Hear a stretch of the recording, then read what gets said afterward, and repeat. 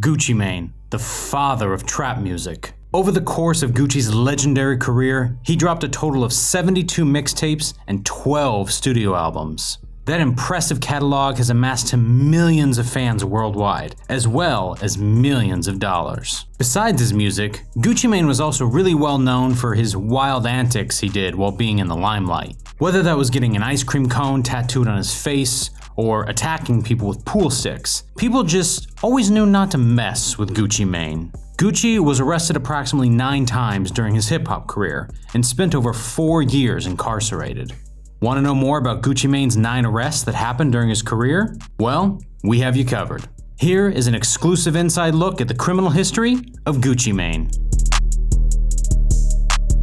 Gucci Mane's first documented arrest as a rapper happened on May 19, 2005. While beefing with rival rapper Young Jeezy, 5 men attempted to rob Gucci Mane after Jeezy put a $10,000 bounty out on Gucci's ice cream cone chain in his diss song at Gucci Mane called Stay Strapped. Reports claim that the 5 men ambushed Gucci, but he managed to acquire a gun while scrambling to defend himself. Gucci then began to fire at the robbers and ended up killing one of them in the process. The man was Henry Clark III, who is mostly known as Pookie Loc. The body of Pookie Loc was eventually found 3 days later at a local middle school. After the recovery of Pookie Loc's body, DeKalb County put a warrant out for Gucci Mane's arrest. The charge against Gucci Mane was first-degree murder. On May 29, 2005, Gucci Mane turned himself into DeKalb County Jail where he claimed that he shot Pookie Loc in self-defense. Gucci later posted a $100,000 bail on May 24, 2005 and dropped his debut album Trap House the same day. In January of 2006, the murder charges against Gucci Mane were dropped due to insufficient evidence. Gucci Mane's second arrest occurred in July of 2005. Authorities say that they arrested Gucci for an assault that happened earlier that month. Gucci Mane allegedly got in a heated altercation with a club promoter at the offices of Big Cat Records, which was the label that Gucci was signed to back in 2005. As the argument escalated, Gucci Mane struck the club promoter with a pool stick and continued to do so after he fell to the ground. After the arrest, Gucci Mane's lawyer claimed the accusations against Gucci were false, and he wasn't even involved in the reported fight. During sentencing in October of 2005, Gucci Mane pled no contest to the charges, but was found guilty.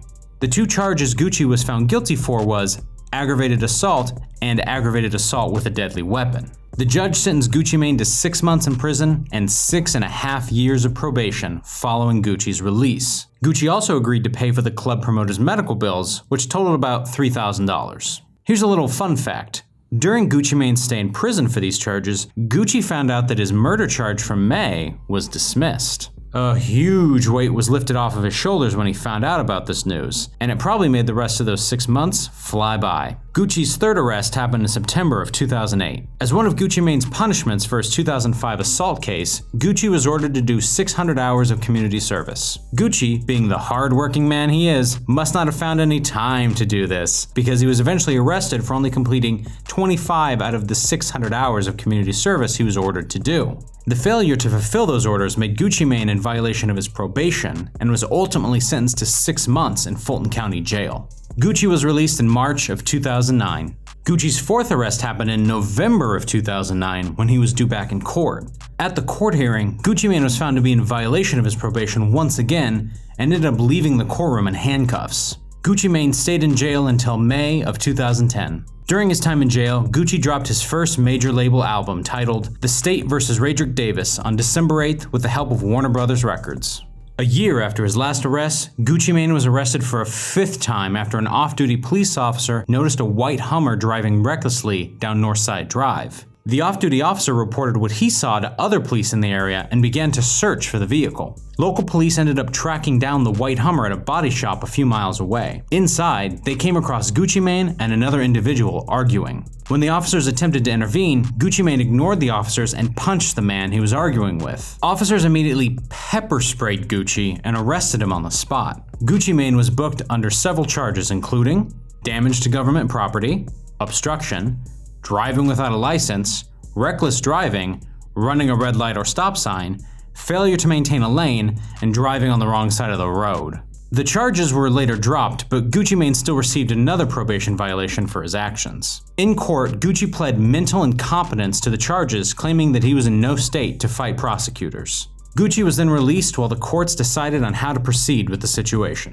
This next incident isn't an arrest, but rather an interesting run-in with the law that Gucci Mane experienced. Apparently, in December of 2010, Gucci Mane was chilling at his best friend and fellow rapper Waka Flocka Flame's house when the police raided Waka's home. During the raid, police found a sleeping Gucci Mane and woke him up from his deep slumber only to arrest him and later release him without charge. Not even a month later, Gucci Mane was due back into court to see the outcome of his mental incompetence plea that he took in November of 2010. The Superior Court of Georgia's Fulton County decided that they would send Gucci Mane to a psychiatric hospital instead of jail. Gucci was later transported to a 111-bed psychiatric and chemical dependency treatment facility in Georgia. During his stay there, Gucci went through a series of mental health tests to determine his mental state. Gucci was released about a week later, and just days after being released, Gucci would end up getting his world-famous ice cream cone face tattoo. Gucci's sixth arrest happened in April of 2011 after a visit with his parole officer. Sources say that in January of 2011, Gucci Mane approached a woman outside of South DeKalb Mall in his white Hummer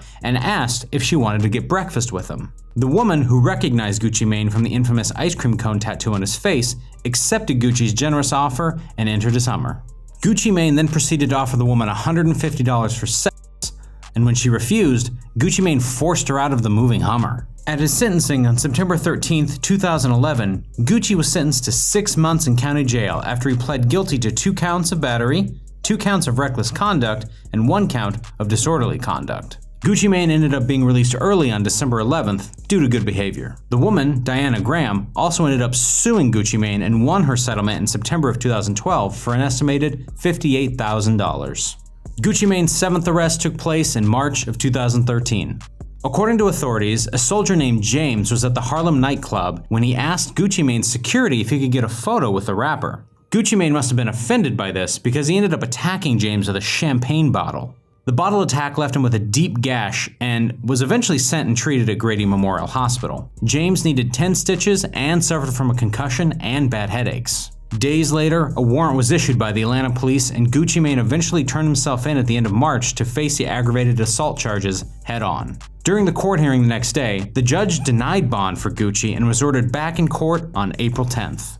On the April 10th court date, Gucci Mane was indicted on 1 count of aggravated assault and posted a $75,000 bail 2 days later. The day after Gucci bailed himself out, he was arrested once again for violating his parole. Gucci Mane was sent back to jail and was released 3 weeks later. Gucci's next arrest happened in September of 2013. Sources say that a friend of Gucci Mane called the police on him after his behavior became extremely erratic. When the authorities arrived, Gucci Mane began threatening them and was refusing to go to jail.